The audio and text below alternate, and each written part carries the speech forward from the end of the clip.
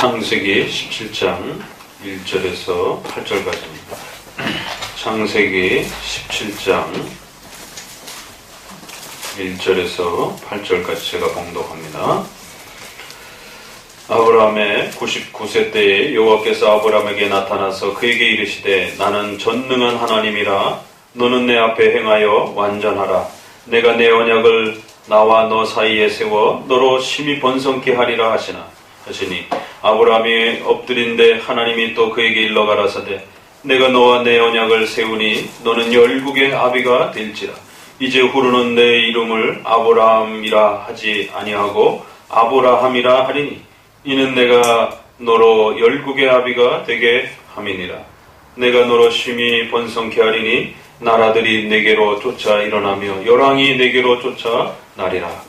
내가 내 언약을 나와 너와 내 대대 후손의 사이에 세워서 영원한 언약을 삼고 너와 내 후손의 하나님이 되리라. 내가 너와 내 후손에게 너희 우거하는 이 땅 곧 가나안 일경으로 주어 영원한 기업이 되게 하고 나는 그들의 하나님이 되리라. 아멘. 기독교 교리의 또 중요한 또 배움에 있어서 인간론과 관련된 이제 마지막 내용으로 언약론을 또 함께 배워갑니다. 인간론은 말씀드린 것처럼 인간의 죄에 대한 개념과 죄의 의미가 무엇인지들을 인간이 얼마나 부패하고 또 비참한 상태에 있는지에 대한 죄의 심각성을 바르게 가르쳐주는 내용을 하나로 두고 있습니다. 그리고 그러한 죄인을 향하여 하나님이 베푸신 언약적 관계라고 하는 이 독특한 인간에게 행하신 언약이라고 하는 그 하나님과의 관계를 소개를 합니다. 그래서 창조함으로 타락하기 전에 이루어진 행위언약이라고 하는 하나님의 독특한 형식과 또 타락 이후에 행해진 은혜언약이라고 하는 독특한 형태를 통해서 하나님께서 인류를 대하시는 아주 놀라운 은혜의 방식들을 우리가 또 언약이라고 하는 또 형태를 통해서 함께 또 배워가야 합니다. 언약 신앙을 제대로 이해하지 못하게 되면 창세기부터 흐르는 또 계시록에 이르기까지 전체로 하나님이 인간을 대하는 그 아주 독특한 방식이 있습니다. 그것이 성경에는 언약이라고 하는 표현을 약속이라고 하는 표현을 통해서 소개가 되어집니다. 그래서 이 언약을 잘 이해하고 배웠을 때에 또 우리는 성경을 통하여 하나님이 어떤 분이신지 하나님이 우리에게 베푸신 그 은혜의 충만함이 어떠한 것인지를 좀 더 풍성하게 이해할 수 있는 것입니다. 이 언약론이 이렇게 중요함에도 불구하고 그러나 또 조심하셔야 되는 것은 그러니까 한편으로는 언약에 대한 이러한 무지함들이 하나님이 누구시고 하나님이 우리에게 베풀어 주신 은혜들을 우리가 또 제대로 이해하지 못하게 만드는 그러한 심각한 어려움을 갖게 합니다. 그래서 언약이라고 하는 것에 대해서 열심히 배워가셔야 됩니다.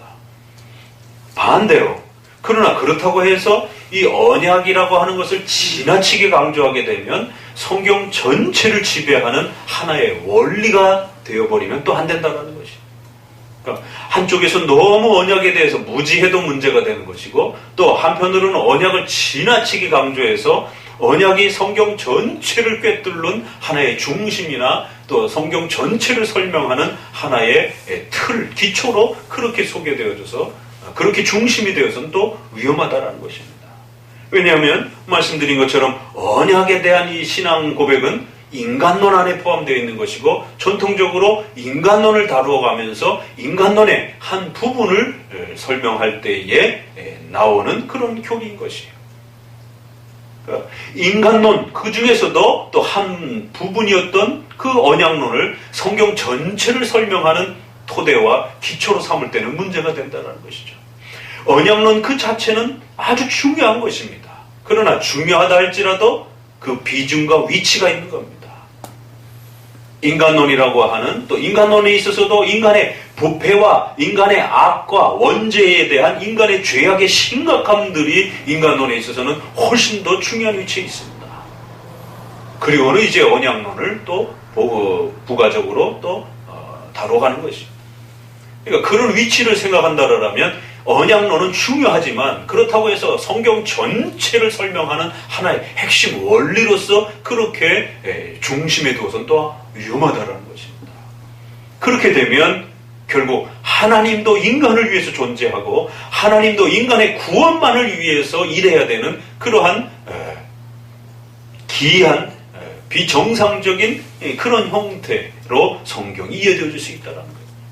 하나님이 누구시고 하나님이 창조주와 구원자로서 인간에게 행하신 하나님의 은혜를 배우는 것이 아니라 인간이 중심이 되어서 인간에게 하나님이 어떤 의무를 다해야 되는지, 하나님이 인간에게 어떤 보상을 다해야 되는지, 인간이 어떤 구원을 성취할 수 있게 되어지는지, 결국 인간의 행복과 인간의 구원의 문제에 집중되어져 버린다는 것입니다. 왜냐하면 언약이란 하나님과 인간의 약속을 말하는 것이기 때문에 인간에게 주어지는 수많은 그 언약적 내용을 다루는 것이 바로 언약론인 것입니다.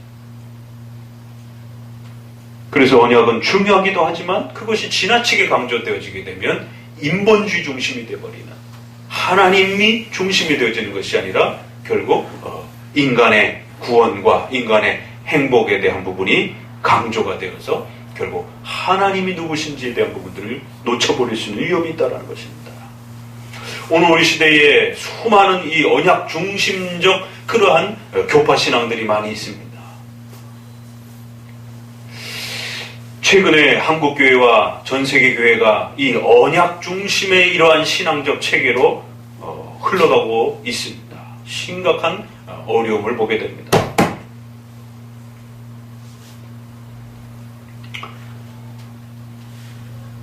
세대주의라고 하는 한국교회에 지난 100년 동안 어려움을 끼쳤던 이 세대주의의 문제점은 세대를 7세대로 나누어서 하나님이 각각의 그 세대를 언약으로 그렇게 다루셨는데, 첫 번째 아담의 언약이 깨졌고, 두 번째 노아의 언약이 실패했고, 세 번째 아브라함의 언약이 실패했고, 또 모세의 언약이 실패했고, 또 예수님의 언약이 실패했고, 이제는 성령의 그런 시대라는 것입니다. 각각의 그러한 시대를 언약으로서 그렇게 하나님이 대하셨지만 그 언약들이 실패해서 이제는 새로운 성령의 언약 시대이기 때문에 성령 체험 중심으로 가야 된다는 거죠. 이것이 세대주의 기본 패턴입니다. 거기도 언약을 중심으로 성경 전체를 보는 방식인 것입니다. 그러나 오늘 우리가 소연이 문답에서 성경의 가장 중요한 핵심은 뭐냐? 언약이라고 안 나와 있어요. 하나님께 대한 중요한 믿음의 요소가 무엇인지, 그리고 그 하나님이 요구하시는, 인간에게 요구하는 의무가 무엇인지, 이렇게 두 가지로 성경 전체가 핵심적으로 정리되어지고 그것이 성경을 떠받드는 기본 틀이라는 것입니다. 그러면 하나님이 누구신가가 이제 그 다음부터 소개가 되는 것입니다. 그래서 삼위일체가 소개가 되고 하나님의 신적 작정과 예정이 소개가 되고 섭리가 소개가 되면서 하나님이 누구신지가 소개가 됩니다. 그리고는 이제 후반부에 십계명이 또 소개가 되는 것입니다. 그러니까 소유리문답이 성경의 기본 토대와 체계로 설명하는 내용과 언약 중심으로 이렇게 풀어가는 방식은 근원적으로 다른 겁니다. 그래서 우리가 개혁교회와 장로교회라고 했을 때는 성경의 기본 체계를 삼위일체 중심의 신적 작정으로 역사해 가시는 하나님의 통치 역사들을 기초로 하는 겁니다. 그러나 이쪽에서는 언약 중심으로 가게 되면 그 언약을 펼쳐가 완성하는 분은 예수 그리스도이기 때문에 결국 삼위일체와 대비가 되는 기독론 중심이 되어버리는, 예수님 중심이 되어버리는 것입니다. 하나님의 존재와 관련해서는 이렇게 차이가 나는 겁니다.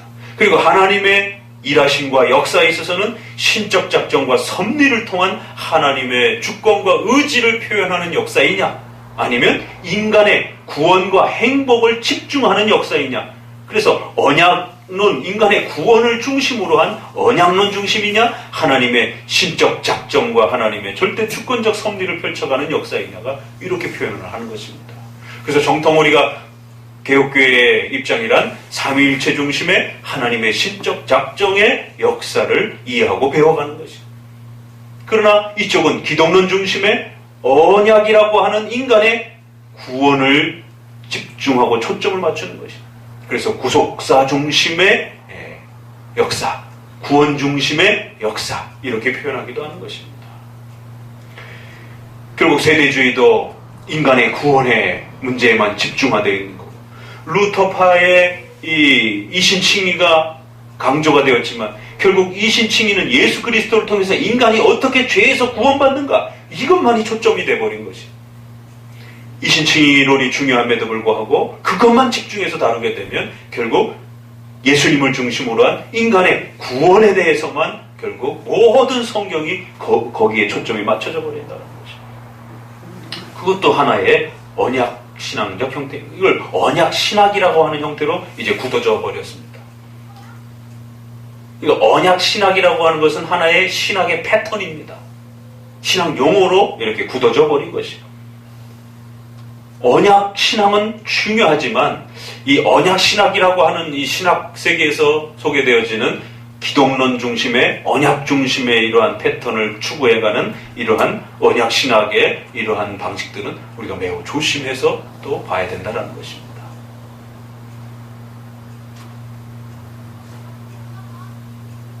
최근에 칭의론 문제를 일으켰던 세관점 학파와 김세훈 박사라고 하는 분의 이 칭의론이 문제가 무엇입니까? 그들은 구약과 신약의 구원이 다르다라고 말하는 것이에요. 구약은 언약을 통해서 유대 백성들이 그 율법을 지킴으로 율법을 자신들의 선행과 윤리와 자신들의 그러한 선행적 언약적 책임을 잘 지켜냄으로 인해서 그 구원이 완성된다는 것이에요. 그러니까 그러한 율법적인 약속을 준 자체가 은혜라는 것이. 우리가 은혜 그러면 예수 그리스도를 피를 통하여 죄로부터 구원받는 은혜 이거를 생각하는데 이들은 구약은 율법이 있기 때문에 그 율법을 받은 그 자체가 은혜이고 그래서 그 율법을 인간의 노력과 선행으로 잘 유지시키고 있으면 하나님이 약속한 구원의 은혜가 그들에게 주어진다는 거예요. 그래서 이것을 언약적 신율주의 이렇게 표현합니다. 유대 백성들은 바로 그런 언약 패턴 속에서 구원을 받는 언약적 신율주의 패턴을 갖고 있다는 거예요. 그리고 신약은 이방인들에게 소개가 된 거기 때문에 예수 그리스도를 통해서 구원받는다. 구원이 두 개가 소개가 돼요. 구약은 율법으로 구원받고 신약은 믿음으로 구원받고 이런 식의 혼합적인 이중 구원론을 소개를 하고 있습니다. 이것도 결국 유대인들에 대한 언약을 오해한 것이에요. 이것도 언약주의의 결국 그 패턴 속에 빠져 있는 겁니다. 전통적으로 유대교인들은 여전히 모세율법에 자신들의 모든 것을 거는 거기 때문에 결국 우리가 유다이즘이라고 하는 유대교도 전통적으로 언약적 그 패턴에 거기에 빠져 있는 것입니다. 자 보세요. 유대교도 그렇고 지금 세관점도 그렇고 세대주의라고 하는 것도 그렇고 또 현대 많은 자유주의자들이 인간의 윤리와 인간의 이러한 사회적인 발전과 경제적인 회복이라고 하는 이러한 사회구원과 이런 정치적인 해방과 자유를 원하는 이런 우리가 소위 말해서 자유주의라고 하는 이런 기독교의 패턴도 역시 신의 존재성에 대한 부분을 언약적 관점으로 풀면서 결국 그 언약의 윤리적으로 사회적으로 정치적으로 인간이 얼마큼 선하게 또 윤리적으로 반응하고 책임을 지는가 이런 관점에서 접근하는 것이. 그래서 현대 자유주의 신학도 결국 언약 신학이라고 하는 저들이 먼저 이것을 개발해낸 겁니다.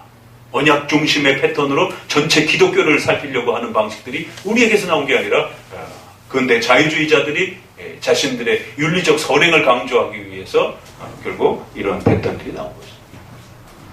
또 우리가 잘 아는 청교도들도 결국 회중 청교도들을 중심으로 하여 웨스트민스터에 참석한 그러한 전통적인 장로교 청교도들이 아니라 존 웨슬리의 부흥운동에 이렇게 연결되어지는 주로 회중교회 우리가 장로교회 청교도들이 있고 회중교회 청교도들이 있는데 이 장로교회 청교도들은 주로 웨스트민스터 중심의 신앙을 추구하지만 이 회중교회 청교도들은 감리교적인 그런 부흥운동의 패턴을 표방하는 그런 사람들입니다.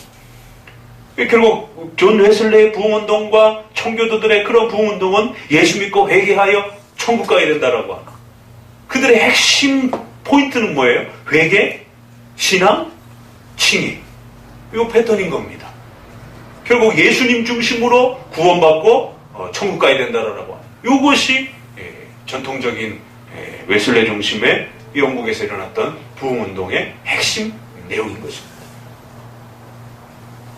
삼위일체에 대한 중심이 아니고 하나님의 신적 작정과 하나님의 섭리적 통치 역사를 이해하려고 하는 게 아니고 예수님을 통해서 우리의 죄사함과 구원의 문제에 집중하고 있는, 그런데 예수님은 인간의 구원을 어떤 방식으로 풀어갑니까? 언약이라는 방식으로 풀어가는 것입니다. 그래서 언약신앙은 인간 구원에 대한 중심이 초점에 맞춰져 있는 것이고 예수님도 그걸 위해서 필요로 하는 것입니다. 그러니까 결국 회중교회의 부흥운동은 예수님을 통한 구원과 인간의 죄사함이라고 하는 것은 결국 똑같이 언약신앙이라고 하는 그 예수님 중심의 인간의 구원 문제라고 하는 이 언약적 패턴을 담고 있는 것입니다. 그러니까 장로교 신앙 빼놓고는 거의가 대부분 지금 이 전 세계적으로 한국도 그렇고 이 언약신학이라고 하는 기본 이 패턴에서 벗어나지고 있지 못하는 것이죠. 정통 장로교의 중요한 성경 핵심의 기초와 기독교 신앙의 틀을 잃어버리니까 남의 것이 들어와 버려가지고 마치 그게 우리 것인 것처럼 이러한 기독론 중심의 인간의 구원을 초점으로 하는 이러한 방식으로 성경을 읽는, 이러한 방식으로 기독교를 중심으로 삼는 이런 언약신학적 바탕의 이러한 패턴은 정통 장로교의 관점이 아닙니다. 장로교 신앙의 것이 아닙니다.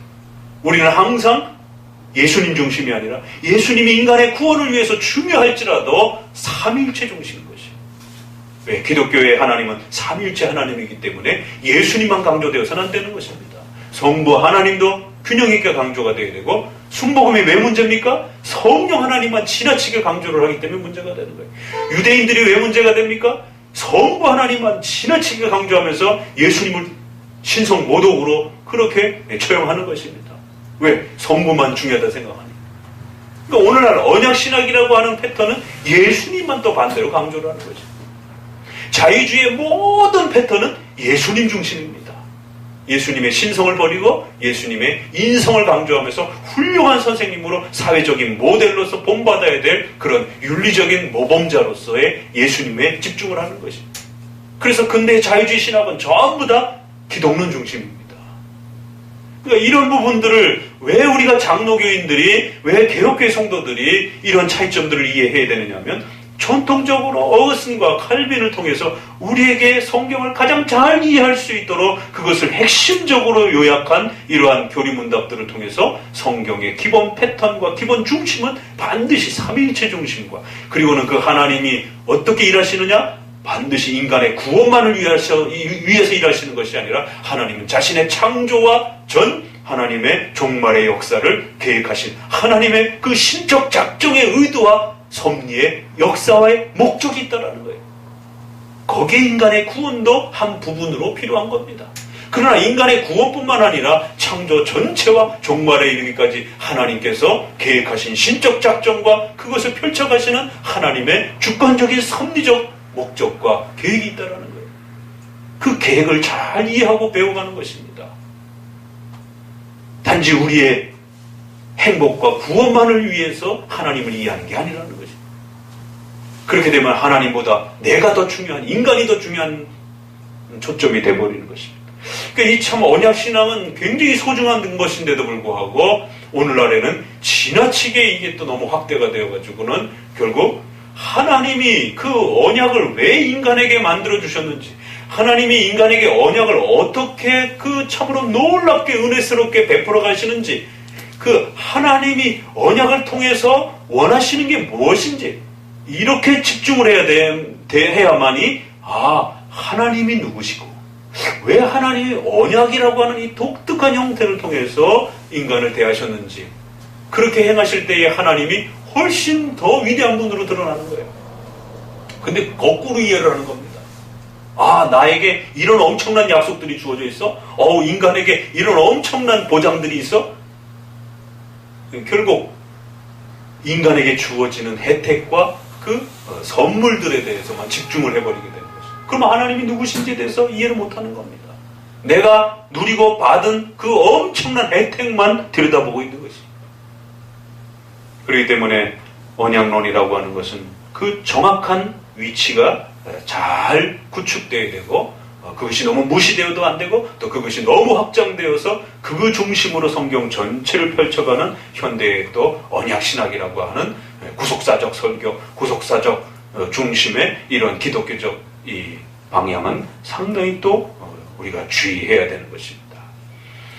결국 이런 기본 원리만 잘 우리가 언약신앙, 또 웨스트민스터에서 나온 이러한 언약신앙에 대한 기초 개념들과 또 칭의론에서 나왔던 이런 기본 개념들만 한 100번만 읽고 정확하게 이해만 했다라면 이 세관점이나 김세현 박사의 이런 엉뚱한 윤리적 칭의, 윤리 인간의 선행으로서 칭의를 완성해 가야 된다라고 하는 이중 칭의를 세례받을 때 칭의가 한 번 있고, 그러나 그것은 미완성적이고 아주 부족한 칭의이기 때문에 종말에 가서 완성을 시켜야 되는 최종적 칭의가 남아있다라고 하면서 칭의를 두 개로 설명하는 거예요. 이중 칭의를 설명하는 거예요. 그러나 정통 장로교에 있어서는 단회적 하나의 칭의밖에 가르치지 않았습니다.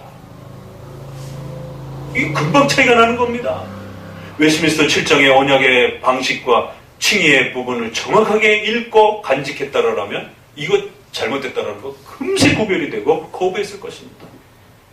근데 한국교회가 이걸 마치 새로운 칭의론처럼 종교개혁자들이 지난 500년 동안 잘못 가르쳐온 것처럼 그렇게 비판하면서 이 이중칭의를 새롭게 받아들여야 된다라고, 언약 중심으로 성경 전체를 이제는 다시 펼쳐보아야 된다라고 하는, 구약의 언약과 신약의 언약이 다르다라고 하는 이런 식의 가르침들을 너무 좋은 가르침이라고 호소를 하고 있는 것입니다. 오늘 우리 언약론에 있어서 웨스트민스터 신앙 고백에 있어서는 구약의 언약과 신약의 언약은 하나의 언약밖에 없다 이렇게 말을 합니다. 근데 세관점 학파가 두 개의 언약이 있다 이렇게 말을 하는 것이에요. 그럼 얼핏 들어도 구분이 확 되잖아요. 그런데 우리 게 없으니까 저들의 가르침이 그럴듯해 보이는 것입니다. 로마 카톨릭은 21개의 칭의론을 가르칩니다. 기본적으로는 이중칭의지만 그 두 번째 칭의를 좀 더 세분하게 되면 21개, 그래서 연옥이라고 하는 교리가 나오는 거예요. 그 칭의론을 만족시키지 못하면 결국 연옥으로 다 빠지는 겁니다. 왜? 윤리를 통해서 하나님이 만족할 만한 그러한 윤리적 선행을 행하지 못하면 결국 다 연옥으로 들어가는 거죠. 결국 이 새로운 이 칭의론의 문제는, 그럼 도대체 인간이 얼마만큼 윤리적 선행을 하나님 앞에 바쳐야 인간이 연옥으로 안 빠지고 지옥으로 안 가고 천국으로 가는 거예요 도대체. 거기에 함정이 있는 겁니다. 인간의 윤리와 선행을 격려하고 자극한다라고 그러면서 도전을 하지만, 그러나 실제적으로 인간의 진정한 구원의 이 기쁨을 앗아가버리고 빼앗아버리는 겁니다. 도대체 얼마나 선행을 해야 되는 거예요? 그럼? 얼마큼 선행을 완성시켜야 종말의 칭의론의 천국의 확장이 확정적으로 결정될 수 있는 그 보답을 받을 수 있냐 말이에요. 본인들도 장담을 못해요. 그래서 최덕성 박사님도 그거를 칼럼을 통해서 강력하게 공격한 겁니다. 도대체 얼마나 선행을 해서 칭의론을 보강시켜야 우리가 구원을 안심할 정도로 그렇게 칭의를 만들어갈 수 있느냐라고. 그게 말이 되느냐라고. 죽을 때까지 그러면은 자신의 구원에 대한 기쁨도 누리지도 못하고 천국까지 지옥까지 계속 헷갈려가면서 도대체 얼마만큼 선행을 완성시켜야 되느냐라고. 도대체 그런 위험한 칭의론을 어떻게 한국교회에다가 소개할 수 있느냐라고 맹비판을 한 것입니다. 적어도 전통적인 칭의론은 예수 그리스도를 진실히 믿고 자신의 부패와 자신의 악함을, 자신의 죄인됨을 하나님 앞에 진실하게 고백하면 그 고백으로서 하나님의 자녀여 의로운 자라라고 하는 칭의론이 확정이 되는 것입니다.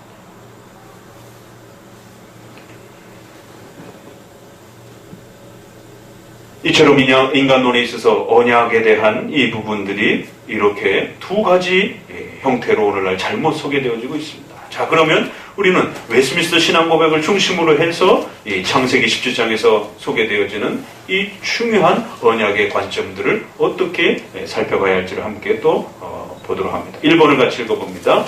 하나님과 피조물 사이의 관계가 너무 크기 때문에 비록 이 성적 피조물들이 그들의 창조주신 하나님께 마땅히 순종해야 할 의무가 있음에도 불구하고 오직 하나님의 있어서 법에서 자발적으로 자신을 낮춰주지 않고 그들은 하나님으로부터 어떤 열매도 그들의 보상을 얻을 수 없다.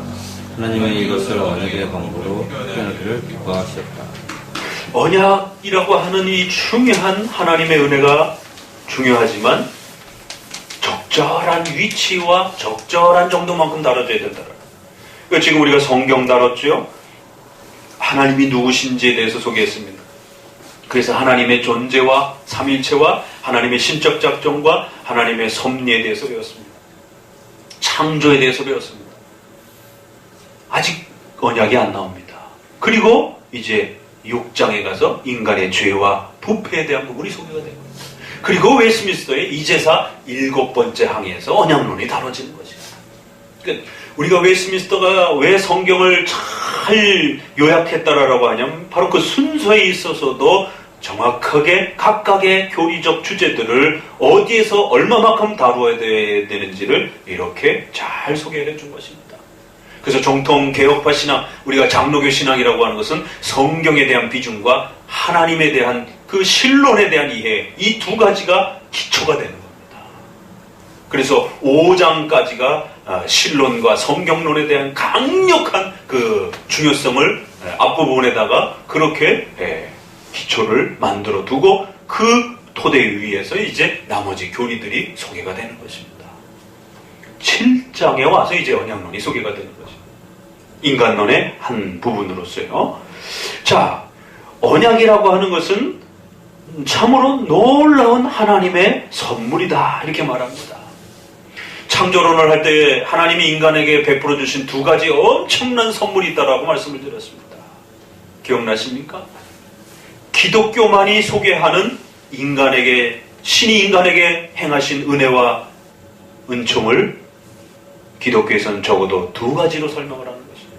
그 어떤 타종교에서 아무리 뒤져봐도 신이 인간에게 베푸는 그런 어마어마한 혜택이 없습니다.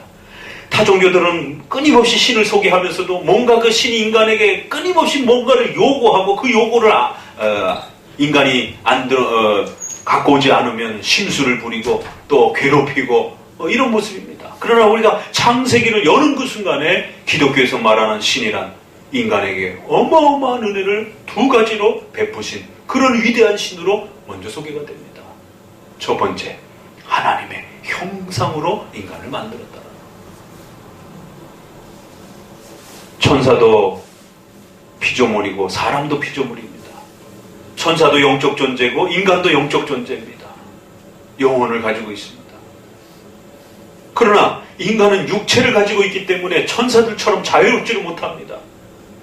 그러니까 창조면에서 보게 되면 인간은 훨씬 더 불편한 존재예요. 천사보다 훨씬 더 낮은 형태의 그런 모습을 보입니다. 그러나 하나님은 천사보다 더 위대한 은혜를 인간에게 베풀어 주셨습니다. 그것은 바로 하나님의 형상이라고 하는 독특한 은혜를 입혀주신 것입니다. 천사는 그냥 피조물로 영혼을 가진 피조물로 만들고 하나님을 섬기는 그러한 종으로만 그렇게 만들어 놓으신 것입니다. 그런데 인간은 하나님과 닮은 그런 존재로서의 엄청난 혜택과 선물을 받았다라고 이렇게 말합니다. 하나님의 형상. 두 번째는 인간을 만들어 놓고 에덴 동산에 두시고 그들에게 선악과를 먹지 말라라고 하는 행위 언약이라고 하는 놀라운 약속을 맺어주셨다는 거예요. 천사에겐 그런 게 없습니다. 하나님께 순종 안 하면 무조건 죽는 겁니다. 그런데 인간에게는 하나님이 언약적 관계를 맺어주셔서 약속의 관계 속으로 하나님이 들어오셨다는 거예요. 하나님과 천사의 관계는 뭐예요?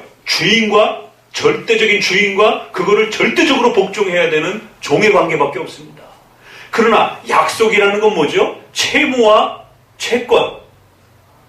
권리와 의무가 함께 묶여버리는 겁니다. 높은 자도 그렇고 낮은 자도 그렇고 책임과 권리가 서로 묶여버리는 것이에요. 채무를 서로 짊어지는 것입니다.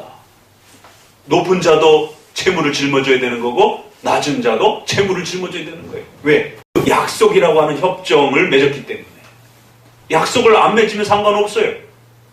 그러나 약속을 했을 때는 높은 자도 낮은 자도 다 약속을 지켜야 되는 것입니다. 만약에 높은 자가 약속을 안 지키게 되면 명예의 실추가 되는 것이죠. 낮은 자가 약속을 안 지키게 되면 벌을 받을 수 있는 것이죠. 낮은 자야 뭐 명예가 없으니까. 높은 자는 자기가 높은 자이니까 뭐 벌을 내리길 수는 없겠죠. 그러나 명예가 높을수록 높은 자일수록 명예를 잃어버리는 것이죠. 국가와 민족과 관련된 우리의 지금 국가의 현 상태가 바로 백성과 대통령이라고 하는 서로의 약속과 의무를 어겼을 때 어떤 일이 벌어질 수 있는지를 보게 되는 것입니다. 이처럼 약속이라고 하는 것은 어마어마한 권리이기도 하면서도 책임인 것입니다. 하나님은 인간에게 행위 언약이라고 하는 이 엄청난 은혜를 베풀어 주셨다는 거예요. 그 약속을 안 맺어도 되는데 그냥 절대적으로 명령만 하셔도 되는데 하나님은 스스로 낮아지셔서 인간을 또 높여주셔서 하나님과 대등한 관계로서 서로 약속을 지키고 약속의 혜택을 받을 수 있는 그런 약속 관계로 언약 관계로 초대해 주셨다. 그래서 우리가 이 언약론을 잘 이해하게 될 때 기독교에서 말하는 그 하나님이 얼마나 위대한 하나님이고 그 하나님이 인간에게 엄청난 은혜를 베풀어 주신 그 은혜의 풍성함들을 맛보게 되는 겁니다. 그래서 오늘 이러한 독특한 하나님이 인간을 대하신 이 독특하고 위대한 이 은혜를 이렇게 소개하는 거예요. 하나님과 피조물 사이에는 간격이 너무 크기 때문에 창조주와 피조물이라고 하는 이 어마어마한 관계는 절대 관계라는 거예요. 주인과 종의 관계라는 겁니다. 그래서 이성적 피조물들이 그들의 창조주이신 하나님께 마땅히 순종해야 하고 절대적으로 복종하면서 살아가야 될 그런 의무 관계만 있는 겁니다. 인간에게 있어서는. 권리가 없어요, 인간에게. 왜? 주인이 만들었기 때문에 그 주인의 모든 권리에 복종하면서 살아야 되는 그러한 피조물이요, 종이라는 것입니다. 그 주인이 인간을 안 만들었으면 인간은 아무런 혜택과 내용도 누릴 수 없는 것입니다. 그게 바로 주인과 종의 관계인 거예요. 절대자와 피조물의 관계인 것입니다. 그건 어마어마한 간격인 거예요. 그래서 인간은 마땅히 순종해야 될 의무밖에 없는 거예요. 그럼에도 불구하고 하나님 편에서 어떤 방식으로든 자발적으로 자신을 낮추지 않고는 그 인간이 좀 더 나은 혜택을 누릴 수 없었기 때문에 하나님 스스로 자신을 낮추셔서 인간이 하나님으로부터 오는 복과 상급을 누릴 수 있도록 그렇게 약속으로 초대해 주셨더라. 그래서 그 약속을 잘 지키면 너희들이 지금 상태보다 훨씬 더 좋은 영생의 그러한 축복을 누리게 해주겠다라고 하나님은 약속으로 초대해 주신 것입니다. 그리고는 그 약속을 지킬 수 있는 모든 은혜와 능력을 아담에게 부어주신 것입니다. 이것이 바로 하나님이 창세기에서 우리가 만나게 되는 하나님이 인간을 대하신 위대한 그 신의 은총과 하나님의 배려요, 하나님의 큰 선물이라는 것입니다. 도대체 인간이 무엇이간데 시편 8편에 있는 것처럼 온 우주 만물 피조물들을 다스리는 통치권을 인간에게 주시고 천사보다 못한 그러한 인간에게 하나님이 이런 어마어마한 권리를 주셨느냐라는 것이에요. 존귀와 영화로 관을 씌우셨다 이렇게 말을 합니다. 이걸 깨닫고 시편 기자가 야, 도대체 어떻게 하나님이 인간을 이렇게 놀랍게 은혜를 배려해 주시고 보살펴 주셨는가? 도대체 인간이 무엇이기에?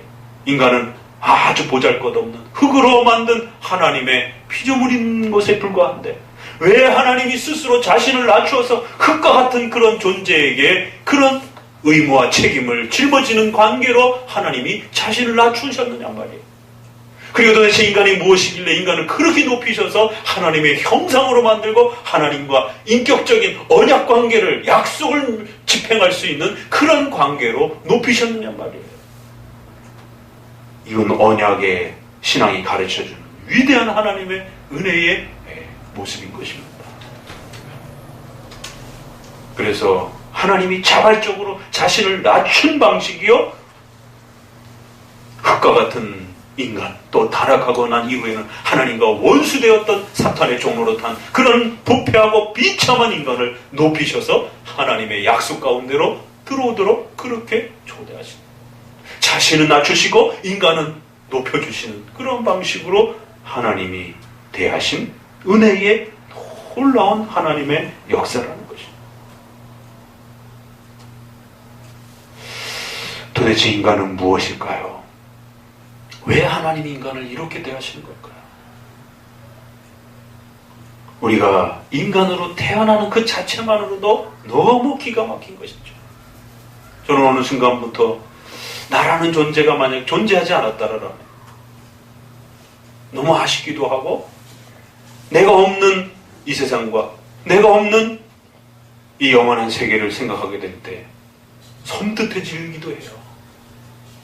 나라는 존재가 이렇게 존재함으로 인해서 이러한 세상을 맛볼 수 있고, 또 영원한 세계들을 또 이렇게 참여하고 하나의 존재로서 살아갈 수 있다는 것. 인간으로, 하나님의 형상을 가진 인간으로 태어나는 그 자체만으로도 너무 감격스러운 것이죠. 과학이 발달이 되면서 정자와 난자라고 하는 수많은 세포가, 수억, 수조의 그러한 세포들이 존재하며 많은 수종란의 기회들이 스쳐 지나가는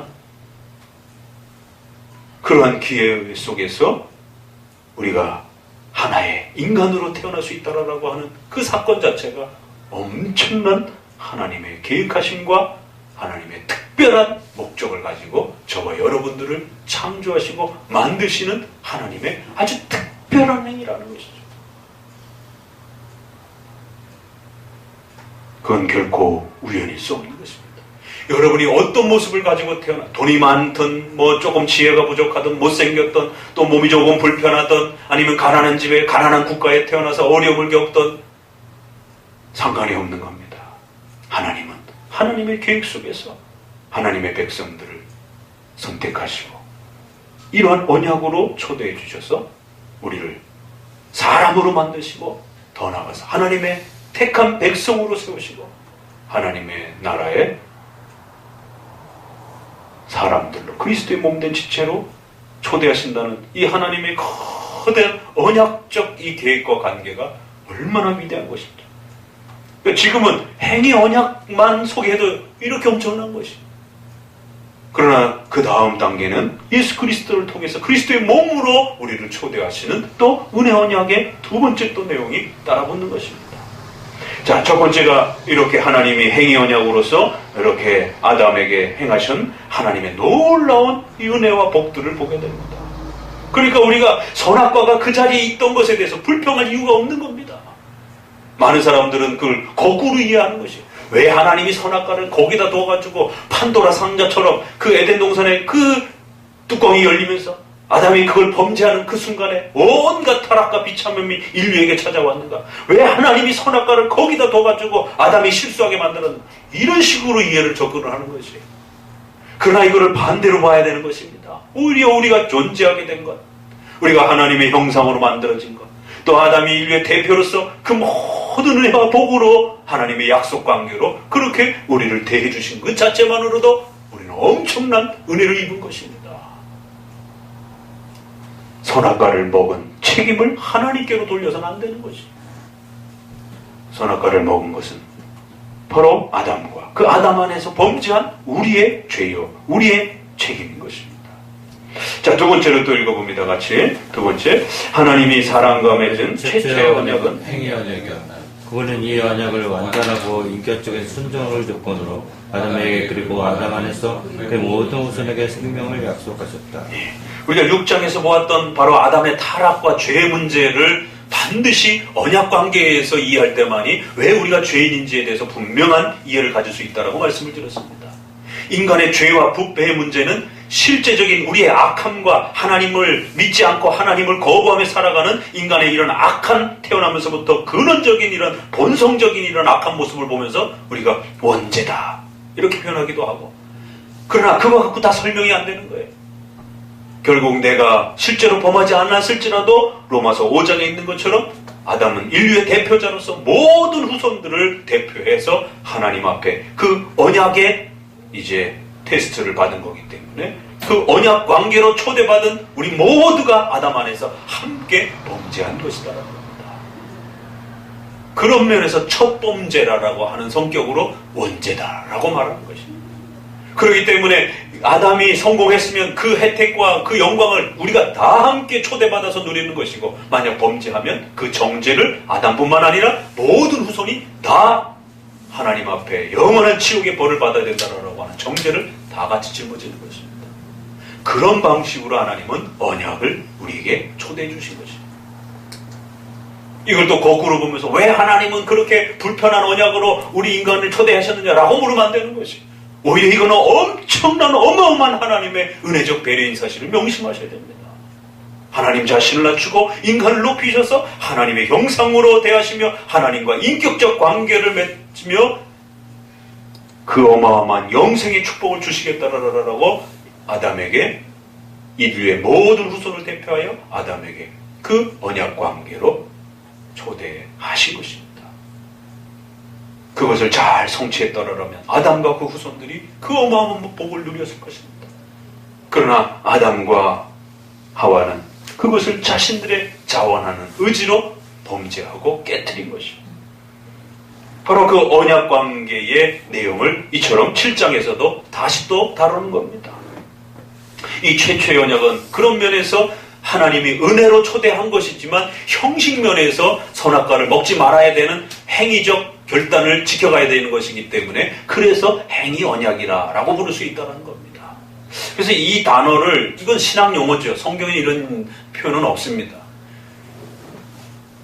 이걸 행위 언약이라고 신학적 용어를 이렇게 만든 것에 대해서 불평하는 분들이 있어요. 왜 그게 행위 언약이냐?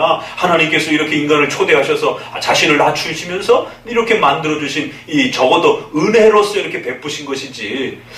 그래서 이것을 생명 언약이라고 이렇게 부르자 여러 가지 좀 논쟁이 있지만, 그래도 적어도 웨스트민스터까지의 많은 논의를 통해서 적어도 이 언약을 근원적 성격에 있어서는 은혜 언약이지만 뒤에 나올 예수 그리스도의 피로 우리를 초대하고 구원하신 그 더 충만한 은혜 언약과 좀 더 차별화되고 구별시키기 위해서 둘 다 은혜 언약적 성격을 기초로 하고 있지만, 형식면에 있어서 아담의 언약은 행위를 바탕으로 또 이루어져 가기 때문에 그것을 행위 언약이라고 하나의 개념적 정의와 단어를 완성한 것입니다.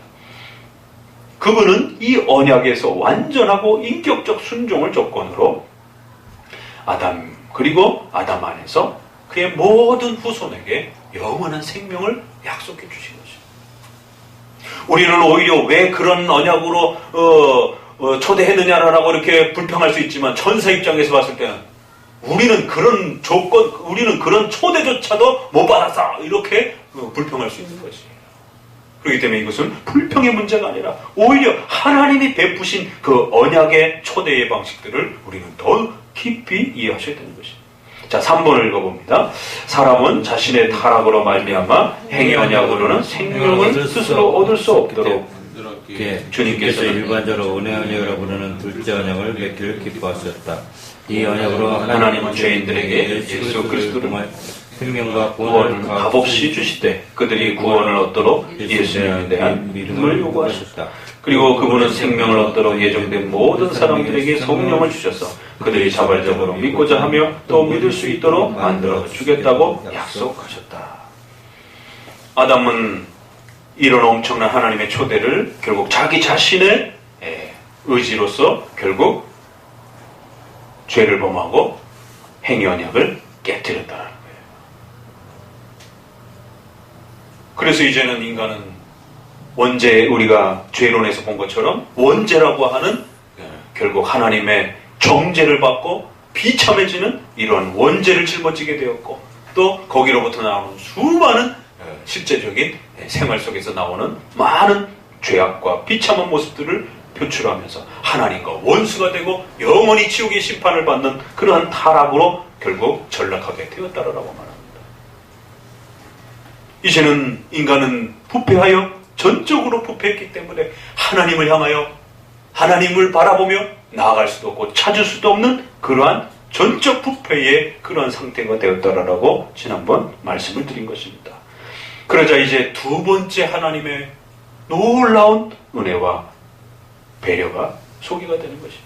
첫 번째 것도 기가 막힌데 두 번째 거는 더 나아가서 죄인된 인간에게 정죄되고 지옥의 영원한 심판을 받고 하나님과 원수가 된 그런 악한 죄인들을 향하여 하나님께서는 예수 그리스도의 피로 그들을 구원하고 너희는 오직 예수님만을 믿어라 라고 하는 그 조건 하나만 세우시고 그들을 구원으로 초대하는 은혜 언약이라고 하는 두 번째 언약을 하나님이 실행하셨다는 거죠. 오히려 하나님이 그들을 정죄하고 죽이셔야 되는데 오히려 하나님께서 그 악한 자들 가운데 하나님 일부를 하나님의 택한 백성으로 세우셔서 하나님 자신인 예수 그리스도께서 친히 이 땅에 오셔서 스스로 십자가에 죽으심으로 인간의 죄에 대한 모든 대가를 지불하시고 하나님이 요구하시는, 성부 하나님이 요구하시는 심판의 조건들을 완벽하게 만족시키셔서 바로 그리스도께서 순종하신 그 놀라운 의로움을 우리에게 선물로 전해주신 것이. 그걸 우리가 전가 이렇게 말합니다. 내게 아닌데 예수님의 거를 우리에게 그냥 전해준 거예요. 트랜스 전해주신 것이, 옮겨주신 것이.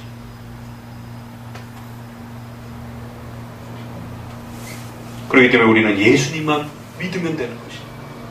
이러한 방식으로 구원으로 초대하는 그러한 은혜 언약을 맺어주셨다는 거예요. 그래서 이 언약으로 하나님은 죄인들에게 예수 그리스도를 통하여 생명과 구원을 값없이 주시되 단지 예수 그리스도에 대한 믿음만을 요구하시는 방식으로 그렇게 은혜 언약을 세워주셨다는 거예요. 그래서 이제는 택한 백성들은 이제 성령의 은혜를 통하여 그들이 자발적으로 예수 그리스도를 믿으며 하나님께로 나올 수 있도록 이 엄청난 은혜의 복을 누려주셨다. 이렇게 은혜 언약을 소개를 합니다. 바로 오늘 창세기 17장에서 소개되어지는 바로 하나님은 우리 아버지가 되시고 우리는 하나님의 자녀가 된 타락 이후에는 불가능한 일이죠. 어떻게 가능합니까? 바로 예수 그리스도의 은혜로 인해서 하나님의 자녀가 되는 길이 열린 것이죠. 하나님을 우리의 아버지라고 부를 수 있는 은혜 언약의 초대가 열린 것입니다. 그러니까 첫 번째 언약도 기가 막히지만 두 번째 언약은 하나님 자신을 낮추는 정도가 아니에요. 하나님 스스로 예수 그리스도께서 이 땅에 오셔서 죽으셨다. 더 기가 막힌 거죠. 단순히 자신을 낮추어서 언약을 맺는 수준이 아니라 자신을 죽음의 그 어마어마한 성부 하나님의 형벌적 그 심판에 자신을 기꺼이 죄값으로 대신 그렇게 내어주시는 것이죠. 그래서 은혜 언약의 이 엄청난 가치가 우리가 다 죽을 때까지도 헤아릴 수 없다라는 겁니다.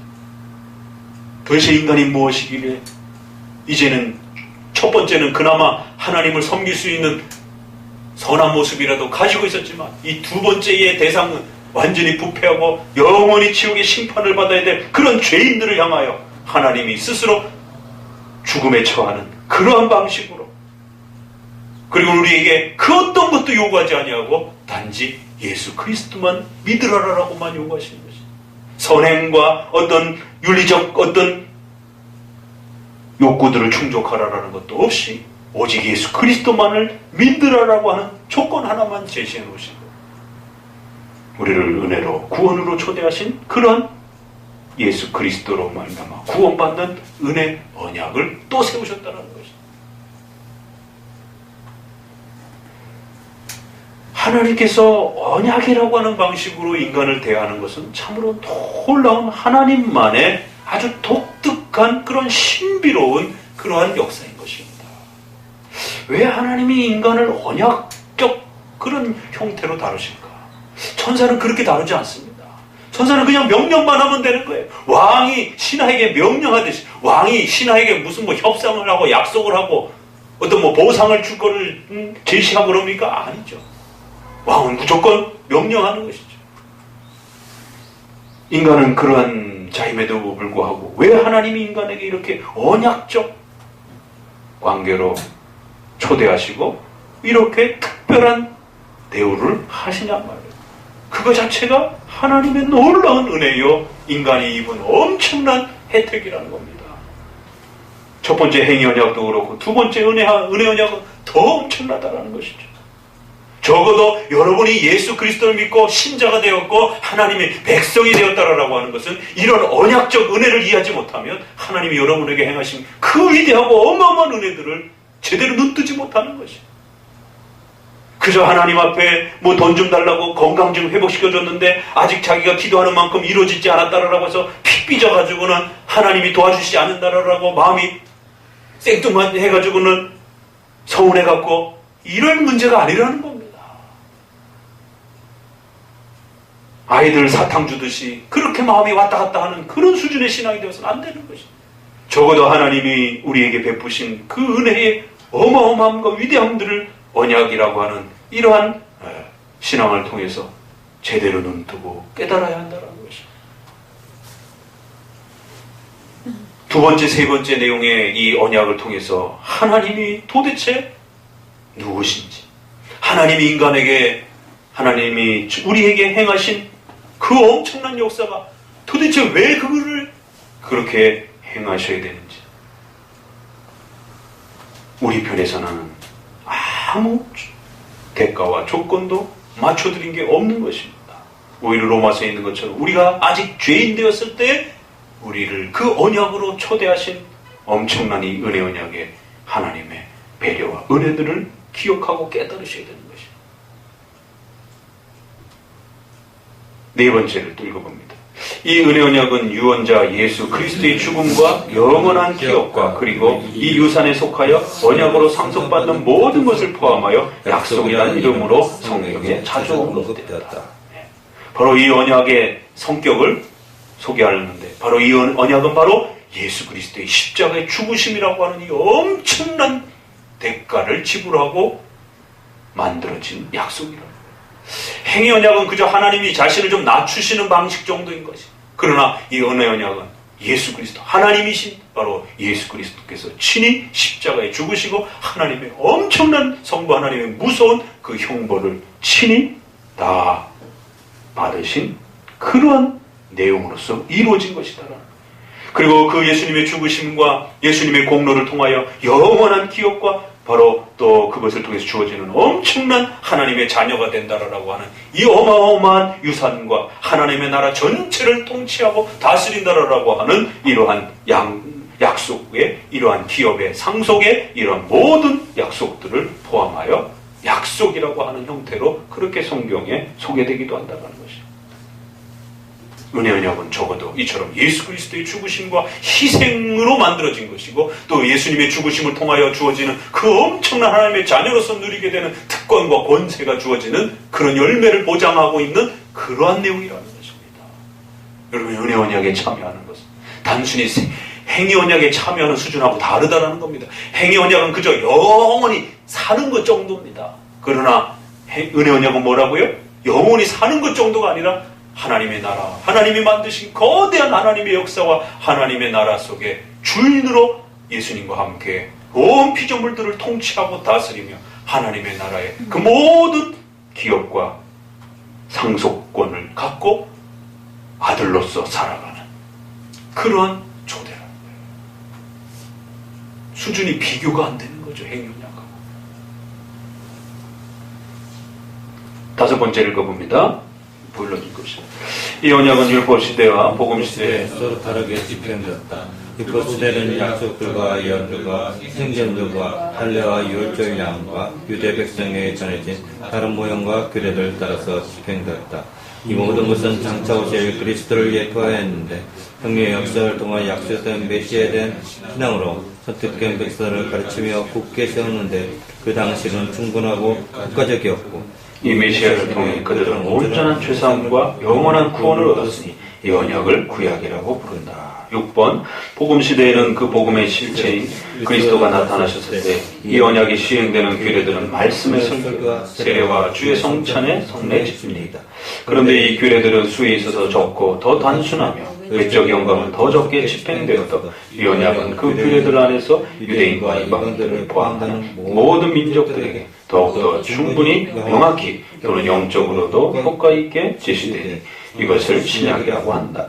그러므로 실체가 다른 두 개의 언약이 있는 것이 아니라 단 하나의 동일한 은혜 언약이 다양한 경륜들로 나타난 것이다.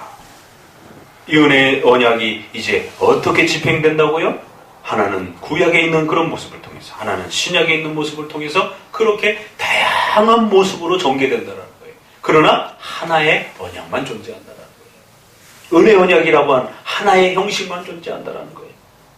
왜? 행언약이라고 하는 그 언약적 내용이 있지만 그걸 인간이 집행할 수 없기 때문에 반드시 이 은혜 언약이라고 하는 형태를 통해서 우리가 구원받고 그 은혜를 누리며 그것을 얻을 수 있는 것입니다. 그래서 구약 시대에는 수많은 제사와 또 수많은 이러한 여러 가지 절기와 여러 가지 의식들과 이런 것들이 바로 장차 올 예수 그리스도에 대한 모형과 약속으로 예표로 그렇게 소개되어지고 그들은 그런 것들을 통해서 조금 그 구약에 있는 그런 형식들이 그림자와 모형 형태로 비춰지지만 그럼에도 불구하고 그것을 통해서 예수 그리스도의 죽으심과 예수님을 통해서 주어지는 그 엄청난 의로움을 받는 그러한 구원의 초대는 은혜 언약은 동일한 내용을 가지고 있다는 것입니다. 그리고 신약은 바로 예수님이 이제 실체이신 예수님 그분이 직접 오셔서 그 모든 것을 그대로 성취하시고 바로 자신의 죽음과 자신의 죽음을 통하여 완성하신 그 모든 의로움들을 이제는 분명하게 드러내 주셨고 이제는 그것이 설교와 세례와 성찬이라고 하는 좀 더 간소화된 형태로 이제 하나님의 예수 그리스도의 행하신 은혜 언약의 내용들이 이제 표현된다는 것입니다. 그 차이 정도밖에 없다라는 거예요. 그러니까 집행의 차이지 예수 그리스도를 통하여 구원받는다라고 하는 그 본질적인 은혜 언약의 핵심은 변함이 없다라는 겁니다. 그래서 두 개의 언약이 있는 것이 아니라 하나의 은혜 언약을 통해서 신구약 전체가 하나님께로 초대받아서 하나님이 원하셨던 행위 언약이라고 했던 하나님의 그 완전한 뜻이 성취되어지도록 그렇게 은혜 언약을 통해서 초대된다라는 것입니다. 근데 이거를 마치 구약은 율법으로 구원받고 신약은 그리스도로 구원받고 이런 식으로 구별해서 신구약의 차이를 설명하게 되면 큰일 난다는 것입니다. 적어도 언약론이라는 것은 이렇게 본질과 내용은 신구약 동일하지만 다양한 경륜과 다양한 방식으로 시간 속에서 구약과 신약 속에 하나님이 여러 방식으로 그것을 나타내 주신 것입니다. 이러한 언약의 은혜 언약이 가지고 있는 핵심 내용이 무엇인지 또 그것이 집행되어져 가는 그 차이점들이 또 무엇인지 이것을 잘 구별할 때에 은혜 언약을 좀 더 아주 충만하게 이해할 수 있다는 것입니다. 이것이 기본 언약의 핵심 내용인 것입니다. 이거 정도를 정확하게 이해해야만이 오늘날 이루어지는 수많은 그 잘못된 그러한 변형된 언약론들을 우리가 물리칠 수가 있는 것입니다. 요한계시록을 펼쳐봅니다. 창세기에 시작되었던 이 내용은 이제 마지막으로 요한계시록에 장차 이제 하나님께서 예수 그리스도를 통하여 우리에게 주실 그 영원한 하나님의 나라와 은혜의 핵심과 본질이 무엇인지를 이제 요한계시록 마지막에 이렇게 소개합니다. 21장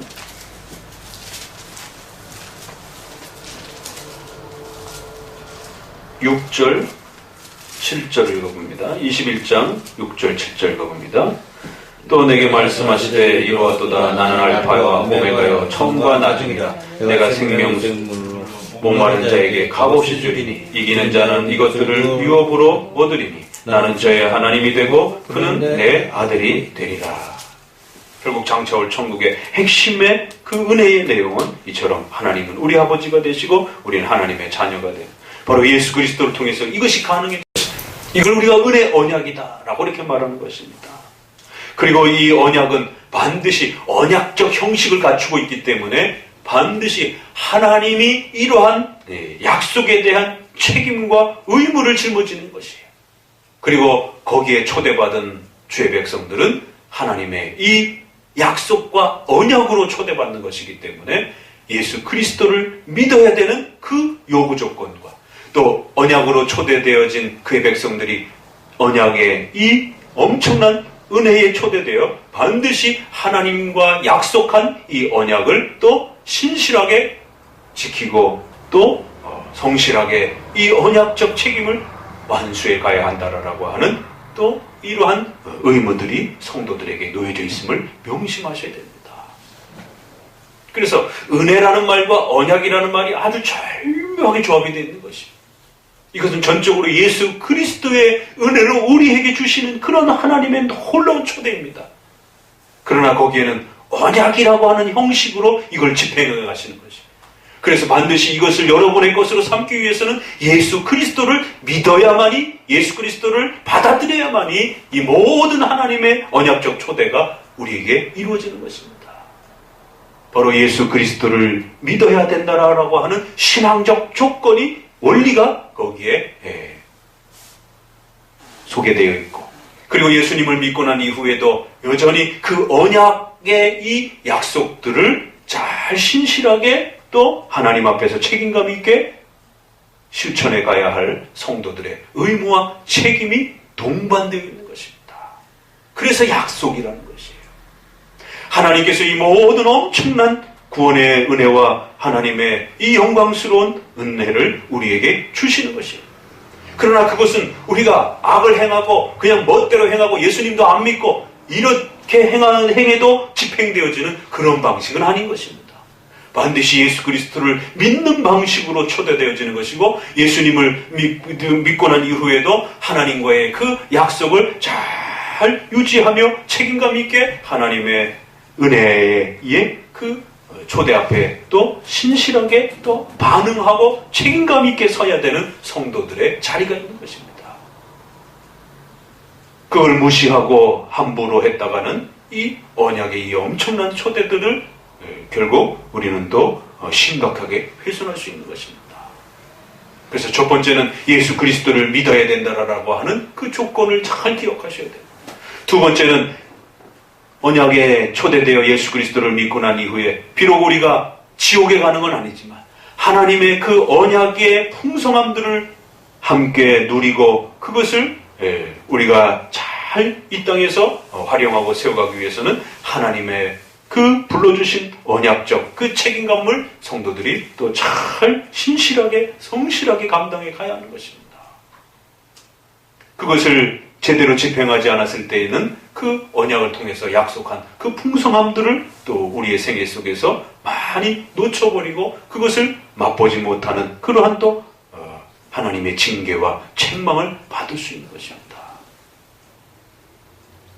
그것을 지옥 간다 이렇게 말해서는 안 되지만 그 언약의 혜택과 그 풍성함들을 이 땅에서 누리지 못하고 마치 불신자처럼 고통과 징계와 책망 속에 그렇게 또 살아갈 수 있음을 명심하셔야 됩니다. 그래서 약속이라는 것이에요. 그렇기 때문에 반드시 이 은혜 언약을 통하여 이제 모든 기독교의 또 교회의 구원의 이러한 부분들이 또 함께 그 영향을 받는 겁니다. 우리가 세례를 받는 것, 신자가 된다라고 하는 것은 바로 하나님 앞에 이 언약적 초대에 또 함께 언약을 맺고 들어오는 것입니다. 예수 믿겠습니다. 그러면 세례를 준다라고 하는 것은 교회의 신자로서 의무를 다하고 주일 성수하겠느냐, 또 11조 헌금을 제대로 감당하겠느냐. 한국 교회의 교회법에 있어서 세례를 줄 때는 반드시 이 두 가지를 요구하는 것입니다. 당신이 신자로서 하나님 앞에 맹세하겠습니까? 약속하겠습니까? 그러면 적어도 신자로서의 의무를 다할 맹세를 하겠느냐라고 요구하는 것이. 첫 번째는 주일 성수에 대한 것, 두 번째는 교회의 회원이 되는 것이기 때문에 또 교회적 의무로서 11조 헌금을 다 하겠습니까? 라고 묻는 것입니다. 그걸 맹세해야 신자의 표시가 되는 세례를 주는 것입니다. 적어도 성도가 되었다라고 하는 것은 주일 성수와 이런 교회적 책임과 의무로서의 여러분의 맹세를 기억하셔야 되는 거예요. 언약을 기억하셔야 되는 것이에요. 예수님 믿는다라고 하면서 주일도 제대로 지키지 못하고 교회적 의무도 신실하게 집행하지 못한다면 그건 우리의 첫 번째 세례에 대한 이 신실한 하나님 앞에서의 언약에 대한 약속을 되돌아보셔야 되는 것입니다. 그래서 개혁교회와 장로교회는 세례를 잘 안 주는 겁니다. 소리문답과 교리문답으로 충실히 가르치고 난 다음에 너 당신이 교회와 성도들 앞에서 짊어져야 될 이 책임이 무엇인지에 대해서 제대로 감당하고 깨닫고 감당하실 수 있겠습니까? 라고 묻는 것입니다. 감당하겠습니다. 라고 할 때 주는 것입니다. 또 성만찬은 무엇입니까? 사크라멘트라라고 하는 이 편 자체가 로마 시대의 로마 군병이 자신의 상관 앞에 맹세와 충성을 약속할 때에 나온 단어입니다. 그래서 성찬의 신비 때문에 우리가 비밀 그러면은 미스테리온이라고 하는 헬라어를 쓰기도 하지만 또 약속이라고 하는 맹세라고 하는 표현을 쓸 때는 사크라멘트라고 하는 또 이런 라틴어적 표현을 또 용어로 쓰는 것입니다. 적어도 하나님 앞에서 하나님의 나라의 백성이요 하나님의 자녀로서의 그 신실함을 충성스럽게 하나님 앞에 지켜가겠다라고 하는 맹세요 다지는 것입니다. 그래서 성만찬을 통해서 우리의 흐트러진 마음들을 다시 되새겨보고 교회로서의 또 성도로서의 책임과 의무감들을 확정하고 우리의 나태해진 게을러진 또 그런 모습들을 매 성찬 때마다 하나님 앞에 내가 어떻게 맹세하고 이런 어마어마한 초대를 받았는지에 대해서 자신의 맹세를 되돌아보는 것입니다. 그래서 그러한 신실한 맹세를 소홀히 하고 등한시하게 될 때 하나님으로부터 엄중한 징계를 받게 되는 것입니다. 왜? 하나님도 그 맹세를 지켜야 될 책임이 있지만 성도도 그 맹세를 지켜야 될 강력한 책임이 이 언약이라고 하는 형식을 통해서 이루어지는 것입니다. 언약이란 무서운 것입니다. 왜? 그건 반드시 서로가 지켜야 되는 하나의 의무적 책임감을 묶어놓기 때문에 그런 것입니다. 그래서 하나님은 하나님의 자녀로서의 그 초대받은 사람들에게 반드시 예수 그리스도를 통한 그 은혜의 선물을 주셔야 될 책임감이 있는 것입니다. 반대로 성도들에게 있어서는 그 엄청난 은혜를 받는 자로서 하나님 앞에 신실하게 책임감을 교회의 성도로서 감당해야 될 또 언약적 책임에 대한 무거운 책임감을 짊어지는 것입니다. 신자가 된다라고 하는 것이 무엇인지 여러분 명심하셔야 되는 것입니다. 기복주의처럼 그저 교회 나가보면 종교적 즐거움이나 주고 그저 자기 편할 때나 나가고 자기 또 형편이 어려워지면은 또 눈치 봐가면서 또 이렇게 저렇게 선택하는 그런 게 아니라는 것이. 적어도 신자란 하나님은 적어도 우리를 하나님의 구원의 이 어마어마한 내용으로 초대를 해주시고 그 모든 역사를 짊어지시겠다라고 하나님 약속하시는 것입니다. 그리고 성도는 그 엄청난 혜택 앞에 신실하게 하나님의 자녀요 백성으로 살겠다라고 하는 언약적 다짐을 맹세하는 것입니다. 그래서 스코틀랜드에서는 왕이 하나님 앞에 세움받은 것은 바로 그런 하나님의 통치에 대한 대리적 집행을 하나님 앞에 하겠다라고 하나님과 약속을 맺은 것으로 그렇게 언약 관계로 이해한 것입니다. 그래서 그 언약에 대해서 신실하지 못했을 때는 왕조차도 쫓겨남을 당할 수 있는 언약 관계로 이해를 했던 겁니다. 그래서 존 낙스와 백성들이 메리 여왕이 핍박을 할 때 그는 하나님의 언약을 어긴 것으로 평가하고 결국 무력적 저항을 통해서 메리 여왕을 쫓아내버린 것입니다. 그건 죽음이 생명이 왔다 갔다 하는 문제인 것입니다. 적어도 언약이란 인간 세상 속에서도 재산과 또 결혼을 또 수많은 우리 사회적 관계를 유지하고 지탱해가는 힘이라는 것입니다. 마찬가지로 더 나아가서 하나님과의 종교적 관계에 있어서 왜 하나님이 이 독특하게 언약이라는 형식을 통해서 우리를 대하셨는가? 거기에는 사회적 관계보다 더 엄청난 종교적 맹세와 의무로서의 이 어마어마한 이 약속 관계가 하나님과 성도들 안에 세워져 있음을 명심하셔야 됩니다.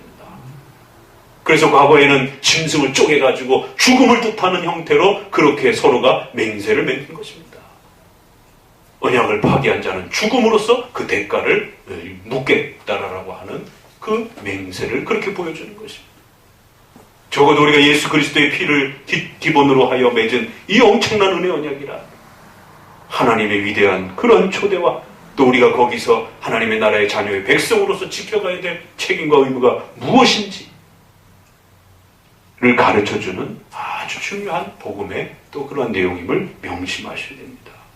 오늘 우리 시대에 한국교회 성도들이 신자가 된다라는 것에 대한 이 가치가 너무나도 아무렇지도 않게 대수롭지도 않게 그저 교회 한번 나가주는 것이 무슨 대단한 것인 것처럼 신자가 되고 나서도 도대체 하나님 앞에 신자로서의 그 책임과 의무가 무엇인지에 대해서 제대로 인식하지 못하고 하나님이 우리에게 베푸시고 초대하신 그 언약이라고 하는 어마어마한 이 역사와 초대가 무엇인지 제대로 이해하지 못하고 있는 것을 보게 돼요.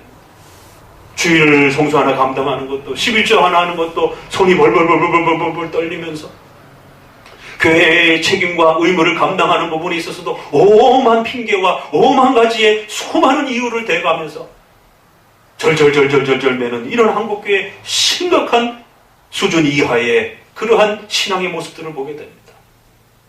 성경에서 가르치는 신앙이란 그런 게 아닙니다. 적어도 생명을 담보로 하고 하나님은 하나님으로서 약속과 책임을 지키시겠다고 말씀하시는 것이고 그 약속에 초대받은 신자는 자신이 신자가 된다는 게 무엇인지에 대해서 분명하게 깨닫고 하나님 앞에서 목숨을 담보로 하여 그 생명의 언약으로 들어가는 것입니다.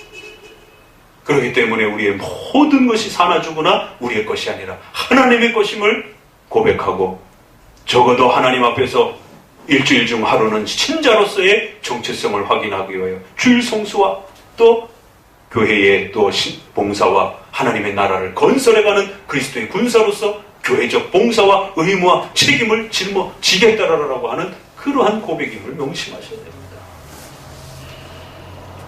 성도에게 교회 봉사를 부탁하고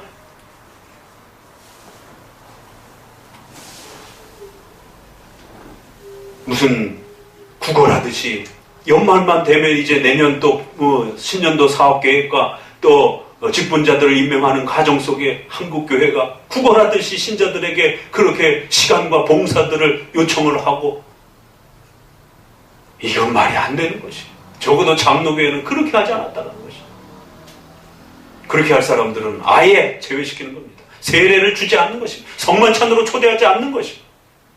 그런 신자들은 그저 하나님 앞에 보장되지 않는 형태로 남아있으라는 것이. 적어도 세례를 받고 성만찬을 받는 신자로서의 이 언약에 초대되어진다는 것은 바로 그러한 의무와 책임감을 기꺼이 짊어지고 하나님 앞에서 자신의 시간과 자신의 삶과 자신의 전 생애 전체를 하나님 앞에 그 약속 관계에 내어놓고 의무와 책임을 짊어지면서 그렇게 살기로 다짐한 자로서 신자로 들어오는 것입니다.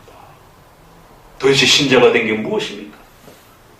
특별히 장로교인으로서 스코틀랜드의 이런 언약적 신앙이라고 하는 이런 독특한 칼빈주의 신앙의 이러한 체계를 또 배워가는 우리의 또 칼빈주의 후손이라고 하는 또 개혁교회 성도라고 하는 정체성이 무엇인지에 대해서 다시 한번 돌이켜보셔야 되는 것입니다. 그래서 결혼도 내 마음대로 하는 게 아닌 것입니다. 적어도 하나님의 이 언약 관계를 신실하게 유지해갈 수 있는 대상자를 찾는 것입니다. 그래서 결혼도 언약 관계로 묶여있는 것입니다. 교회도 언약 관계로 묶여있는 거예요. 내가 떠나고 싶으면 떠나고 들어보고 싶으면 들어 이런 게 아니라는 것입니다. 그래서 스코틀랜드는 전쟁을 할 때도 영국과 국민 언약이라고 하는 또 엄밀한 언약이라고 하는 이 언약적 관계에서 모든 사회적 관계와 종교적 전체를 그렇게 틀을 잡아놓은 것입니다. 그래서 웨스민스터 회의 그 자체가 엄숙한 동맹, 맹세라고 하는 그 기초로부터 그래서 우리가 군사를 보내주면 영국은 반드시 스코틀랜드의 예배와 정치 규범을 기초로 해서 교회를 개혁해야 된다라고 하는 그 약속과 맹세를 맺고 출범을 했던 것입니다. 그런 역사적 배경이 있었던 것입니다. 그래서 학교와 교회와 결혼과 가정과 직업과 이 모든 전체가 언약이라고 하는 이 엄중한 책임감과 또 하나님 앞에서의 권리를 생각하고 하나님의 자녀요 백성으로서 하나님의 나라를 건설하는 그러한 이 엄청난 하나님의 은혜의 초대 앞에 신실하게 또 책임을 짊어지는 자로서의 그러한 맹세를 담보로 하고 언약 안으로 들어가는 것이. 오늘 인간론을 마무리하면서 이 언약 신앙을 다시 한번 여러분에게 소개를 드릴 때 하나님께서 우리에게 이런 언약적 관계로 우리를 대하시고 행하시는 이 위대함들을 다시 한번 잘 기억하셔야 되고, 또 이 언약이라고 하는 초대 안으로 들어간다는 게 얼마나 무거운 또 신앙의 책임과 의무를 짊어져야 되는 또 그러한 또 내용인지들을 또 깊이 헤아려 보셔야 되는 것입니다. 신자가 된다라고 하는 것은 그렇게 가벼운 문제가 아닌 것입니다. 하나님의 자녀여 백성이 된다라고 하는 것은 그렇게 가벼운 문제가 아닌 것입니다. 전체 교회 성도들이, 목회자와 성도 전체가 하나님의 이 어마어마한 초대 앞에 두렵고 떨림으로 서서 이 초대를 해주신 하나님께 감사하며 그러한 또 언약계 초대된 또 백성으로서 평생을 하나님 앞에 신실하게 그 책임을 감당하며 살기로 들어가는 것입니다. 그래서 웨스민스터는 이 언약론을 이렇게 또 다른 한 장으로 구별해서 성경이 이 언약에 대한 신앙을 얼마나 풍성하게 가르치는지를 또 우리에게 소개를 해주는 것입니다. 하나님 우리 아버지가 되시고 우리는 하나님의 자녀가 되는 이 엄청난 은혜 언약으로 초대받은 이 귀한 또 복된 은혜를 평생 간직해 가시기를 주의 말씀으로 권면을 드립니다.